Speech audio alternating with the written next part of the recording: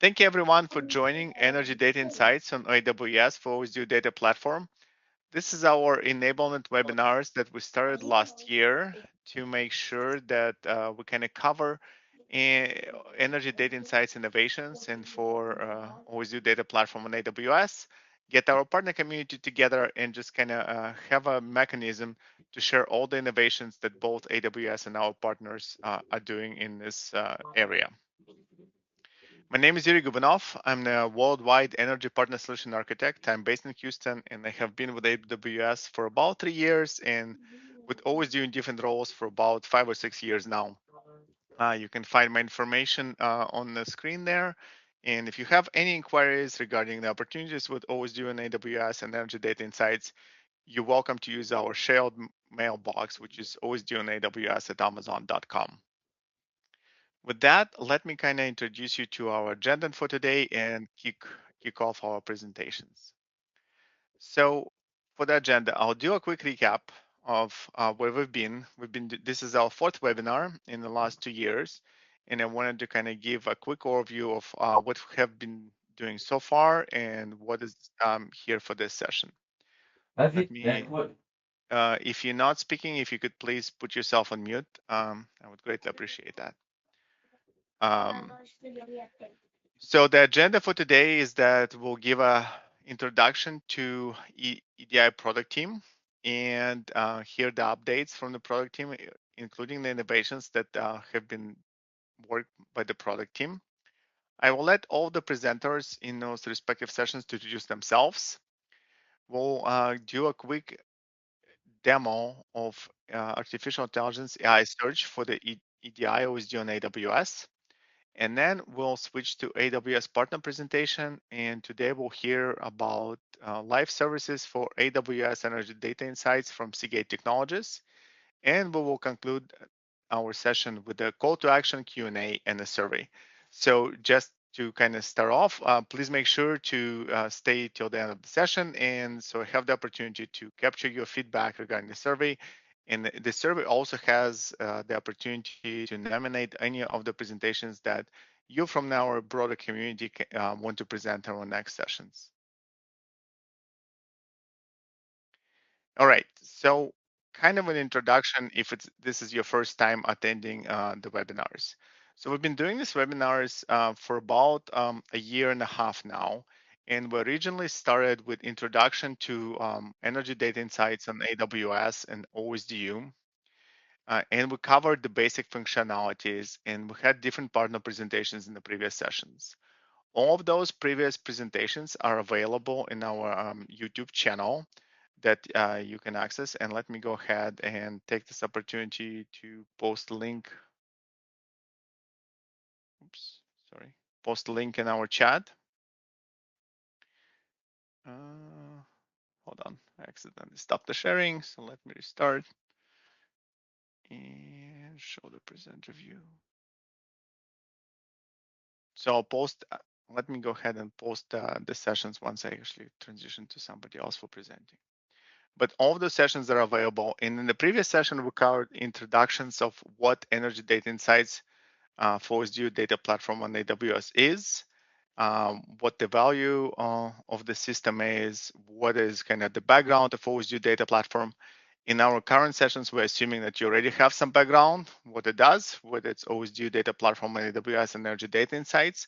So in this session, we're going to focus on the updates from the product team and partner innovations. Again, if you feel a little lost during those sessions, please kind of refer to our previous sessions and you can cover the basic introduction of OSDU Data Platform and AWS, the journey that we've been to, the partner integration mechanisms, and things like that.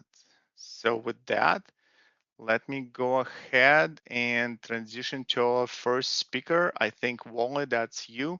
I have your slides. If you prefer to share yourself, go ahead, but we'll hear from our product team on EDI and the updates that we've been so far. Yuri, if you don't mind sharing, that would work for me. Okay. Hey everyone. My name is Wale Olukoya. I'm a senior product manager for the Energy Data and Insights product for AWS. I'm one of three product managers, and my key focus is on the core product partner integration. So I do work closely with Yuri. I'm also located in Houston, and I welcome, reaching out to me. I just put my email in the chat. Should you have any questions, I'll be more than happy to meet for coffee to chat about OSDU and the Energy Data and Insights product. So before Yuri goes ahead and shares, real quick about my background. Like I said, I'm currently located in Houston. I've been with Amazon and AWS for about 3 years. Prior to that, I did work for Schlumberger and Chevron for about a decade. My background, I started off as a petroleum/production engineer, and I transitioned into product, primarily focused on enterprise data and insights. And one of my key drivers on my why is as an end user, as a production engineer back then, it was really about quick access to data sets to enable support my workflows and drive quicker decision making. And that's what I'm currently doing in this role right now. So everything we're doing tied to EDI is fundamentally focused on that, which is enabling data and insights to invariably drive faster outcomes or faster business outcomes within enterprises. So Yuri, oh, you know what, Yuri, I'll go ahead and share. Let me pull that up real quick. Okay, yeah, go ahead. Anything works. Yeah. Okay. So the key things I'll be covering today is one, primarily just the roadmap. Can you all see my screen? Yes. Okay. It's primarily just the roadmap, and I'll go ahead and get off video now.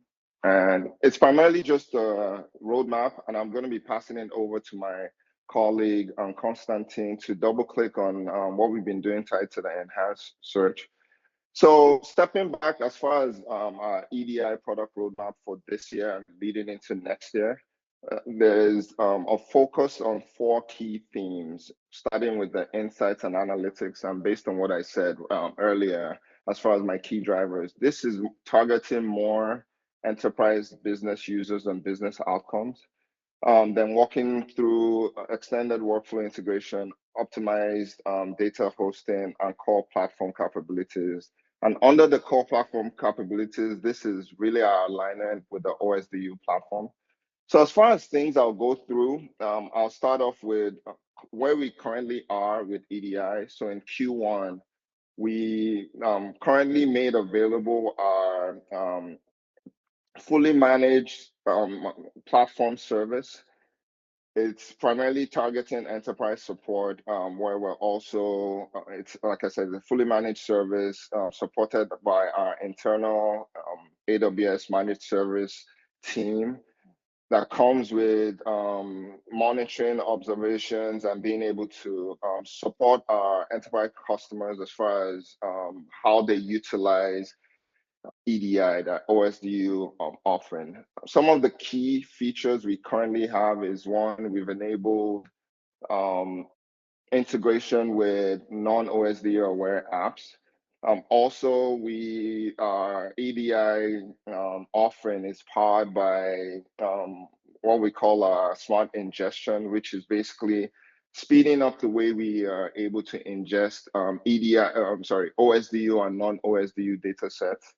And also, we focus on storage. We're offering our S3 intelligent tier, which basically, based on ingested data and the utilization, it then takes it through different S3 buckets, making it cost performance. So if you're not using a particular data set over a period of time, it then takes it to a lower cost bucket.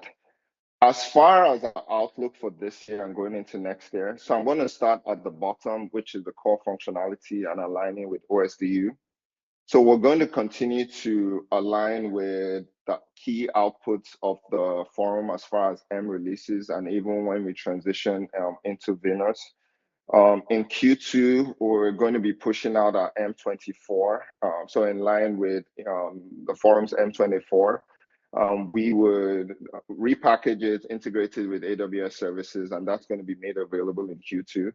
M25 is going to be made available in Q3. And again, it's not on here, but the AWS product team for EDI is actively participating in the forum and integrated into the CI discussions and where Venus will be or may be going. So wherever that is, we intend to go hand in hand with the forum. So going one level up as far as the themes, optimized data and hosting. So our key focus is, yes, we're currently enabling smart ingestion of data set, but we also want to ensure that we're able to ingest petabyte scale data sets quickly, and then transition into being able to not just ingest them quickly, but ensure that from a cost performance point of view, we're trending downward. So we're actively working on that. There are a bunch of features that will feed into that. See this more as epics. And the other thing we're going to be working on is direct to data Glacier ingestion. Again, Glacier is our low cost storage for large data sets, and we want to ensure that individuals or enterprises trying to migrate primarily their seismic data, which are usually petabyte scale, they're able to feed that directly into Glacier. Under the optimized data hosting for 2026, we're also plugged into some of the activities going within the forum tied to real-time data support. And we intend to continue to work on that and make that available on the EDI Data Platform in 2026. So moving one step over to the extended workflows, one of the key things we're working on right now is integration with SLB, some of the key SLB products, Techlog, Petrel, and Lumi, and ensuring that there's seamless integration with EDI. So we're working with Schlumberger here. And the key driver for this is primarily customer demand. So a lot of our customers that we've been engaging with, I've been asking to ensure that SLB products work well with EDI, and EDI is optimized to maximize utilization of SLB products. The other thing we're currently working on, moving to the right in Q4, still under the extended workflow integration teams, is integration with HPC. Again, our key for one of the EDI being subsurface focus, one of the key elements there is seismic processing, and to ensure adequate and quick processing of seismic data, again, to feed into the desired business outcomes, is integration with our HPC systems. So we're actually I'm going to be integrating with one of our sister products called the Energy Orchestrator, Energy HPC Orchestrator. Again, it's ensuring that we're able to optimize workflows and help enterprises easily connect with the right HPC workflows, again, to get quicker outputs as far as seismic processing. And lastly, still in that theme, is we intend to continue to work on improving app integration and making it as frictionless as possible. So this is where working with our partners come in, where we want to make sure that whatever partner products and applications, based on customer demand, of course, and also working with our partners, that they integrate seamlessly into EDI. So that's something we currently work on, but we expect to double click on that by the end of this year, going into next year. And lastly, as far as our insights and analytics, one of the key things we intend to work on, but that's going to be at the end of the year, is really around the projects and workflows, so project creation and delivery. We've seen a sizable amount of demand from our customers tied to that and the benefits of that. And tied to insights and analytics, one of the fundamental things is enhanced search. So my colleague Constantine is going to be demoing some of the things we've been working on and we intend to push out by the end of the year, making it easier to use NLP to really search OSDU data or any data sets that may be housed within EDI. Then going into next year, we're also going to be ensuring that we provide simplified integration into BI tool and ML tools, not just within AWS suite of products, but other products also. Again, this feeds fundamentally into ensuring we drive the right business outcomes, which is focused on, enabling all these. I mean, enabling faster access to data and insights, and this then feeds into ensuring that the businesses can deliver on whatever outcomes they're trying to go into. So should you, or they're trying to achieve. So should you have any questions, I put my email there, or you can reach out to Yuri. Yuri can connect you to me. I'm going to be stepping away in about 5 minutes, but I'm going to be passing it over to my colleague, now Constantine, to double click on the enhanced search feature and functionality. Sounds good. Thank you, Wally. If there is any questions, you can welcome to come off mute and ask Wally questions before he departs. So post the questions in the chat, and I can forward it to him.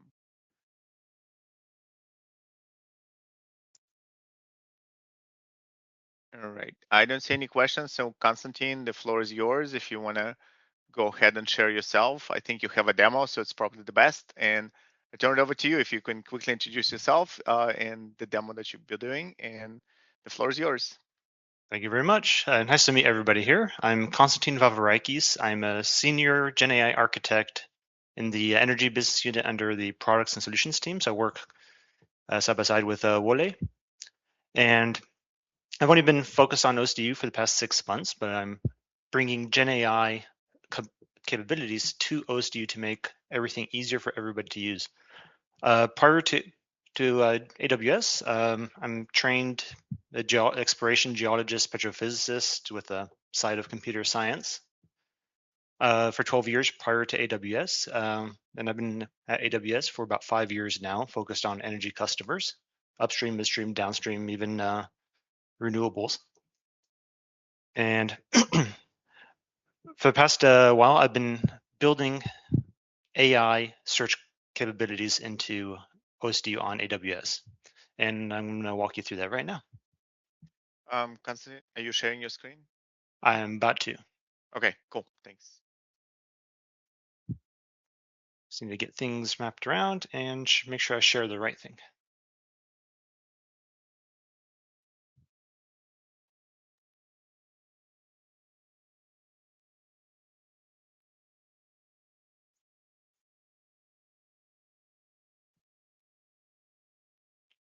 And it's always on the wrong one.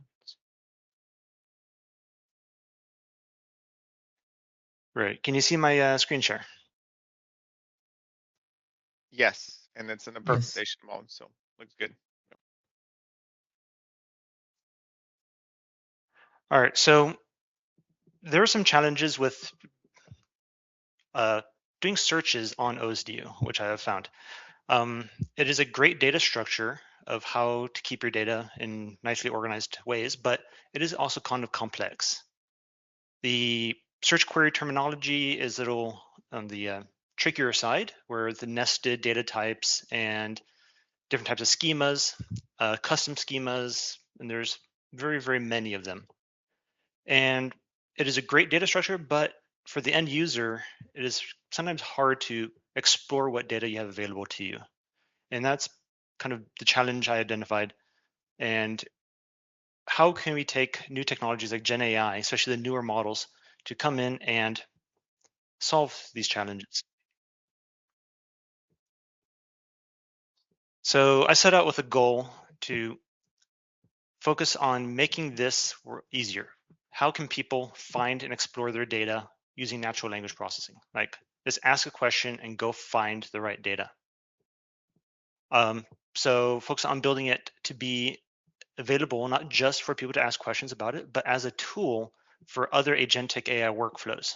So if you need a tool that, say, a physical agent or a well report agent, and it needs to go find data, it could leverage this AI itself to get the data it needs from OSDU. Furthermore, I want to make it sure it works with all schemas. So not just focus on well data or well logs or seismic, but it is available to work with no matter what the schema is. It will be able to identify it and leverage it and start searching through it. And the key here is it has to be repeatable and it has to be trustworthy. There's no point coming out with an AI search where half the time it gives you half the data, half the time it doesn't bring you back anything. If you can't trust it, nobody's going to use it. So the key challenge and focus is making sure it is trustworthy. So I've been head deep building out different architectures and different techniques, trying to get this to be as broad and as trustworthy as possible. And this is my current architecture where I've gotten to a good state right now for doing certain types of queries. And I can walk you through what I've done here. So leveraging the user prompt, we send it right into Bedrock to identify what the ask is and be able to do the RAG search in a better way. So not only are you just hitting a RAG vector index to find relatable information, we're actually finding better search terms based on what the person has asked with the context of OSDU and schemas and so forth, so that we can then search the index using Kendra at this point to get information about the different schemas and pick which schemas are searchable to solve the question that the person is asking. And the next step is to analyze the schema results, the results from the vector index based on and along with the original prompt, pull those schemas from the OSDU S3 bucket that they reside in, go back to the AI again, analyze the schemas, find the ideal search fields that would need to be searched in order to answer the prompt, but also do a lot of other, every step here has a lot of other little things going on behind the scenes, but a lot of it is cleaning up the data to make it as easy for the AI to do a good result. So it's not giving the whole schema, it's giving the key information about schemas that would be required for generating a good search query. Then along with all this information it's gathered, it passes it along to yet another agent that's going to generate the query with all the context of the previous steps. And then it'll perform the OSDU query using OSDU APIs, get the results, filter it down. So what the user needs, he might not need all the data. He might just need well names or log names and so forth. Filter that out before getting the response back to the end user. And right now, I'm going to run you through a live demo of it working in action with some questions that work very well with it for the time being. And I'll be expanding the types of questions you can ask it and make sure they're always fully reliable. So let me see if you can see my screen here. Actually, I might switch real fast to make it easier for everybody to see.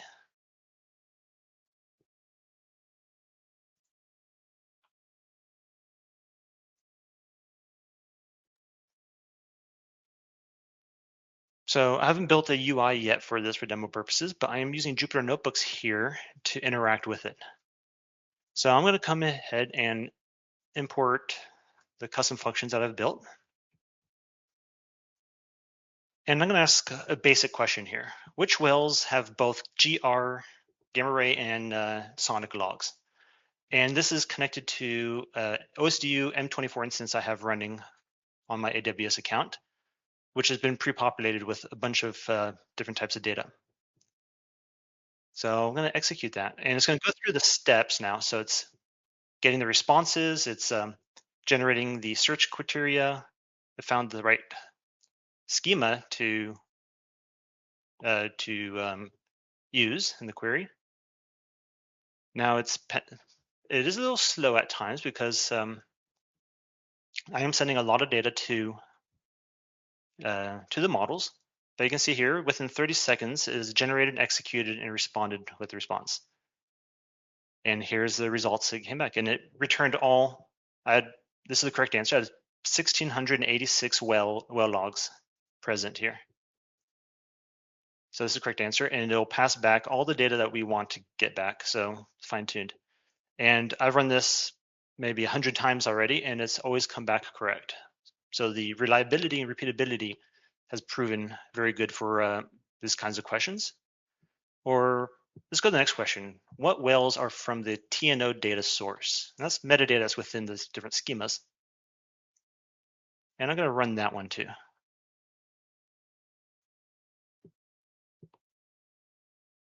So as time goes on, these searches will be much faster as the models and the compute power behind the scenes get better. But overall, it is definitely much faster doing a search like this than it is trying to figure out how to craft the query yourself. Okay, and unfortunately I am being throttled. Let's give it a second here, see if it'll work.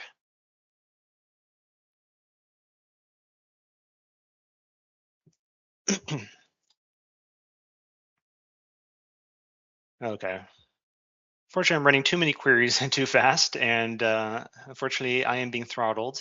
We don't have the same full limits that customers have, so I might have to wait 30 seconds or so more.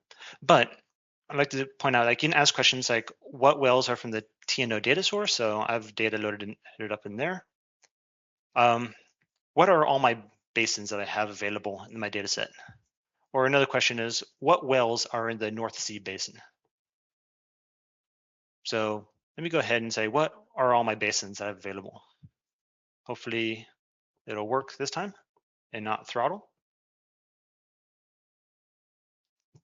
And right now, simple questions like these do work very well. They're very reliable and they come out very well. And this is going to be part of EDI going forward so that people can simply ask questions within the UIs of how to explore their data and what data they can they have available to them.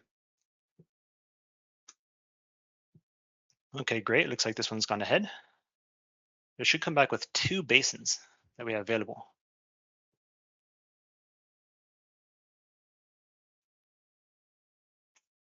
For these, yes, I am using Claude 3.7 Sonnet. There you go, worked. Here's the kind that I decided it was the right one. And here's the query that I decided was the right query to use. And it found the 2, which is the correct answer. So for the most part, I've been using Claude 3.7 Sonnet. I did explore the DeepSeek reasoning models too, and the Claude reasoning models. But for the time being, it seems like the best repeatability I've received is by using the Claude 3.7 Sonnet. And I'm sure this will change in the next months as these models get better and faster. And that's what I have for you today. So if you have any questions, feel free to chime in now. And I see somebody's asking to show us the EDI function script. Not yet. Unfortunately, my code is still very messy, so I'm not going to show it to you right away. But going forward, when things are a bit more ready, they will become available.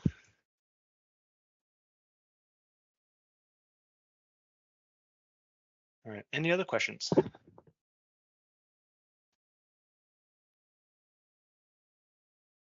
All right. If not, great for listening in. I'll keep everybody updated as this becomes more reliable with more data types of questions. If anybody wants to reach out to me, I'll put my email here. I'm very interested to see what kinds of questions people want to ask of their data on EDI and OSDU, because I can only know so many types of questions. But if there's certain types of things that you've seen that you would like to be reliable and capable as part of EDI, please email me. And I'll put my email right here in the chat. Yeah, awesome. Thank you, Konstantin. And yeah, kind of echo the call for action. Anytime kind of you see what we're presenting and we're hoping to cover the topics that we hear from our customers that resonates the most, but we don't always hear all the input signals. So if you have another area that you want to hear about in the next webinar or have a question of what was presented, please feel free to contact Konstantin, Wally, or myself. The emails and the contacts are in the chat. and also will be posted as our recording on the YouTube channel um, in a few weeks. So with that, for the sake of time, I'm going to transition to our partner presentations. If you have questions or comments about the previous two sections that we heard from Wall and Konstantin, please feel free to use the chat for that. And with that, Christy, I'll turn it over to you. Let me know if you want me to share the screen or if you want to share yourself, and we'll hear the presentation from Seagate Technologies. Yeah, thanks, Yuri. I think if you could share, that would be fantastic. All right, sounds good. Just give me a quick second for that. I'll quickly say hi and introduce myself. I'm Christy DeMarco at Seagate. I've been here for 7.5, almost 8 years now, and you guys might be wondering after you heard all of that amazing stuff, why is Seagate here? Well, we are the storage guys, and we're the drive guys that you know and love, and we're here to talk to you about some of our new services to actually help you move that data into EDI. So that's where we're going to start. Yep, sounds good. And just to kind of piggyback on what Christy said, so every webinar we try to present some updates from the EDI product team and a partner presentation that help us enable energy data insights in OSDU and AWS. And very thankful for Seagate for being here and for Christy to present. So, right, Christy, I'm going to transition to the next slide and let me know when you're ready for me to kind of help drive you the presentation. Yeah, perfect. So like I said, we're the drive guys, but we actually work extensively with OSDU. We work hand in hand on the security side with our drives to not only be in compliance with the standard, but actually to innovate on the requirements that are really driving edge storage. What you guys do in the field is hard. What you guys store is hard and big. And so that we are actively involved with the OSDU. And so when we talk about storage, a lot of people think of the spinning disks, and then yes, we do that. We are the world leader in that. We've been doing it for over 45 years. But what I want to talk to you today about is our Lyve Services. And our services are here to help you lift that data up and out of the field and get it into a place where it's easier for you to work with, easier for you to do those queries you just learned about. But how do we get the data in the right hands so that you guys can move forward? And really, moving data is super hard. It's complex. It requires a lot of resources. It can be expensive, especially when you are in very remote locations. We work with a partner, Nubrex. If you guys know about them, they do a bunch of acoustic sensing data with fiber, and they're pulling out 0.5 petabyte of data on every job. So Dana over there presented us with a challenge that said, how can you reduce my time to get my data into processing? How can you reduce my time because data is my product to my client? How do I get it to them faster? So presented us with a challenge, and we met that challenge. We were able to not only reduce his time to data, but also his delivery to his clients by over 10x, all because we were able to create a more efficient in-field workflow.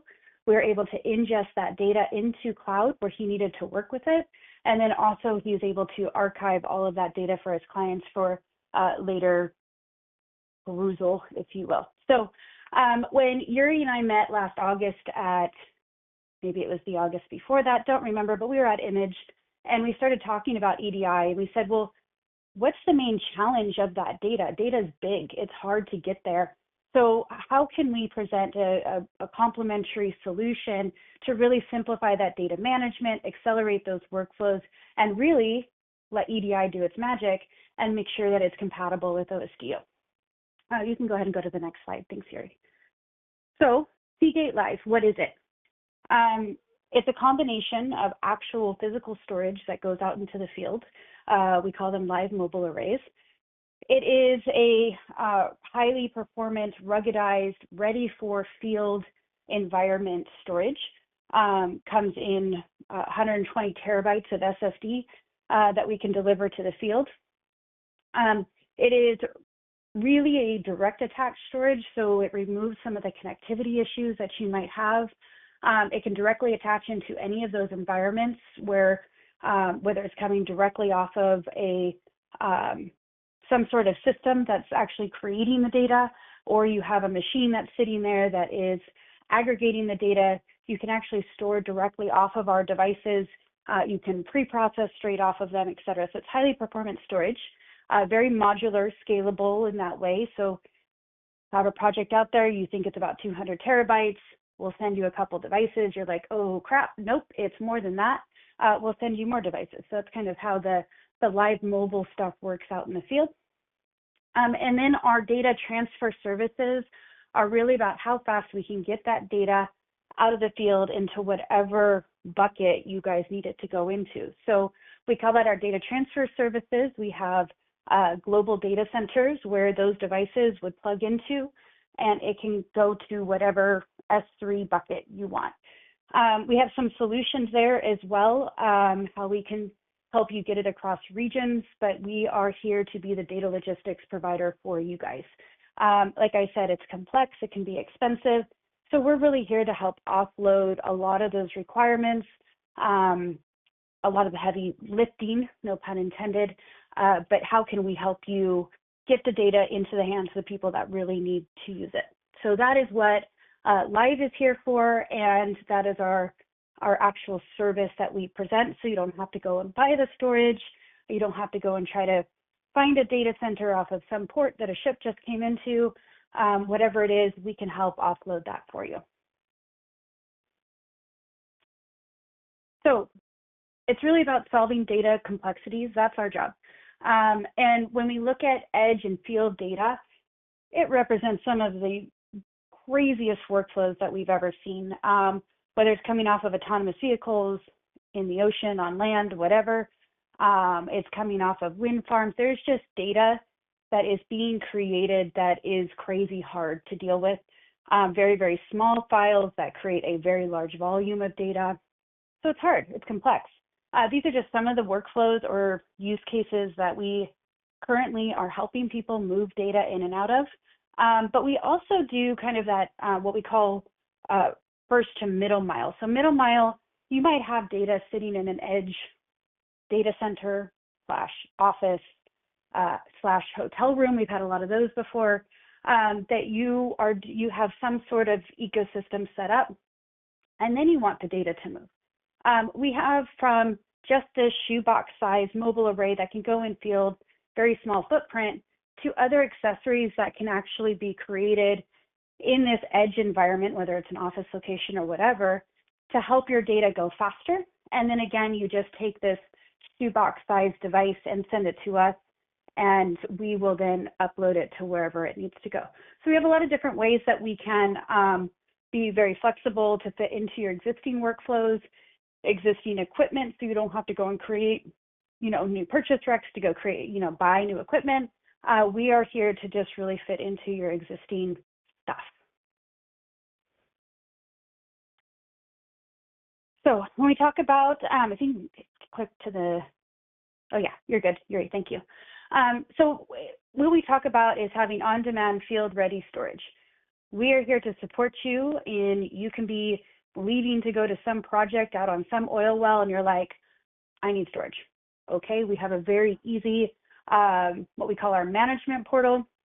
We also have the ability to buy straight from Marketplace. So we are on AWS Marketplace, and you can go on for our listing and say, oh, I need storage.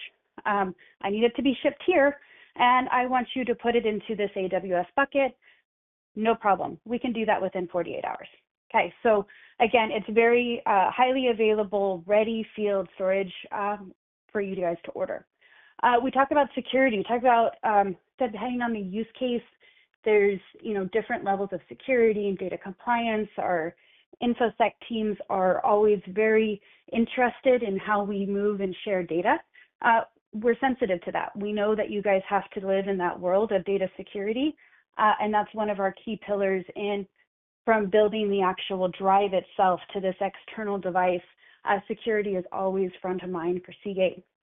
I can go into all the features, but I won't today. Feel free to ping me, and I can go into all the crazy security that we work on from, like I said, on the actual drive itself, all the way up to how we ship the device. And then what we pride ourselves in is that flexibility that we have. Cloud agnostic, I say that import, it goes to any S3 bucket. So what we find a lot is there's a whoever your end customer is, okay? Whether you're working for Schlumberger or whatever, whoever your client is, sometimes they have a different request of where they want that final product.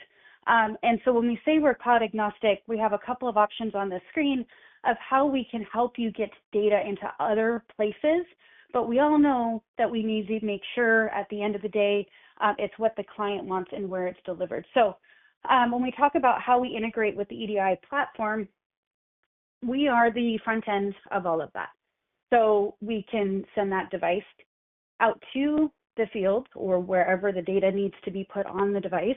Like I said, it's highly performant, so it can be used for processing.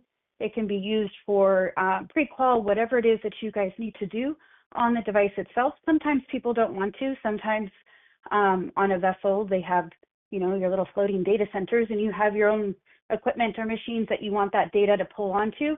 That's fine too. It can also be used as a backup archive for in project. So we get that a lot too. However you guys want to use the storage, we also have our customer success managers that come with every single subscription. They will help you. They'll walk you through it. We have architects. One's on the phone, I know right now. Philippe is on the phone. We have people for you to just send an email and go, help me. We'll help you out. And then wherever that's at, we have our data centers globally in all regions. So US, Europe, as well as Asia. And we can send that to any bucket. Now, a lot of times people are like, wait, it's not ready to go into AWS yet. Or potentially you have other vendors or other partners that need to look at data and do something with it, make sure the field data is accurate. You don't have to reshoot something. And so you can actually use our own Lyve Cloud. So we have a S3 object store. Again, we're the storage people. It doesn't do a lot of tricks and bells and whistles, but it stores stuff. We have a no egress fee. We have no API fees or anything like that. So it's a great starting point, if you will, for that data. So we can import into that storage data lake for you. And then if you're doing some sort of like sorting of data or aggregating data or blocking or chunking or whatever, before you want to pull it into your EDI bucket, we can do that too. So there's two ways that we can import data into the EDI platform. So one is directly from the device itself, goes straight into your S3 bucket at EDI, and it does all that wonderful stuff on the right-hand side that you guys already know about. Or we can take from the device, put it into your Lyve Cloud bucket, and we can use AWS Data Sync. We can use any other types of syncing of data or moving of data. Seagate will not charge you for moving that data from our bucket into AWS. So it's actually just a nice place to put data while you're in flight, if you will, for your project. If we go to the next slide, we talk about what are those services used to be able to create that. Lyve Mobile is a thing that you would actually be delivered, that plug and play type storage device. Cloud Import is a service that you would order and say, oh yeah, with that mobile device, I also want you to put that data into a cloud. And then of course you have your OSDU EDI Data Platform. Like I said, we are available on Marketplace. So I'm going to go to the next a little case study. So if anybody knows Zoopt, they do a lot of autonomous data collection on ocean. So they presented us with a project that they needed to deploy halfway around the world in less than 2 weeks with over a petabyte of data. They had traditionally used some bare drives, LTOs, tapes to help manage this, but the volume is actually going to be 3 to 4x what they were used to. We collected over a petabyte of data, and that presented a challenge to them. They were also 13,000 meters below the sea collecting data, so that always presents a challenge, as anybody knows, if they were underwater and collecting data. Water is not kind to a lot of equipment, etc. These sat on the boat. They have a what they called their floating data center of some sort. Anyways, they had that all on the boat, and they were actually inspecting pipeline. And they had tons of cameras, all these different ROVs that were down under the ocean, shooting data back up onto the boat. But they were hundreds of miles away from their processing. They're actually located in Houston. Like I said, this project was halfway around the world. So if you go to the next slide, we were presented that challenge, and this is how we solved it. So that in-field data acquisition, they wanted to start doing the processing at time of capture. So that was super important to them because their actual processing center was so far away. And as you guys know, each project, every time you go underwater, it's very expensive. So they wanted to make sure that they had the ability on their vessel to be able to look at what they were capturing, be able to make some real-time decisions. So we sent them enough equipment. We actually fed into their on-prem, or not on-prem, on vessel, I should say. Oh, shipboard data center, that's what they called it. And it plugged into that, and we sent down what we call our accessories, but it connected into their server. They had a couple of NAS boxes there as well. They did some shared processing, but really what they did is they ended up moving it all to Lyve Mobile. They had a second copy being created right there on that vessel. And then that second copy is what they were delivering to us. We were able to do that cloud import and put it into Zoop's actual working bucket, which was AWS. And then they were able to do their processing, et cetera, while the project was still going on. They were here in Houston as they were looking at it. And then at the end, when they delivered to a customer, this is where I said the customer actually wanted it delivered in different ways. So they wanted it into a different cloud. Zoop's cloud was in AWS, and then they also wanted to archive into Glacier. So we actually ingested that into those 3 different locations, 3 different buckets on behalf of Zoop. So result, they changed their in-field data management. They were able to process off the boxes that were then the same boxes that were sent to us for upload. They were able to increase their data security because of the way that we transfer the data, because of the way that we secure our drives, because of the way that our data centers are set up for ingest. They were able to scale what they considered their edge logistics. In other words, they didn't have to send their IT guys. They didn't have to increase the headcount on the ship, which is apparently very costly as well. So that's what they meant for scale. It was really about cost efficiency. So that efficiency on vessel and off, it was really about how could they access and analyze that data in as real time as possible halfway around the world. So that was the major win for Zoop.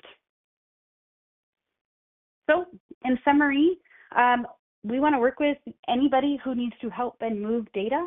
Data at Seagate, we call it the infinite loop. It's created, it's ingested, it's either created, processed, done something with.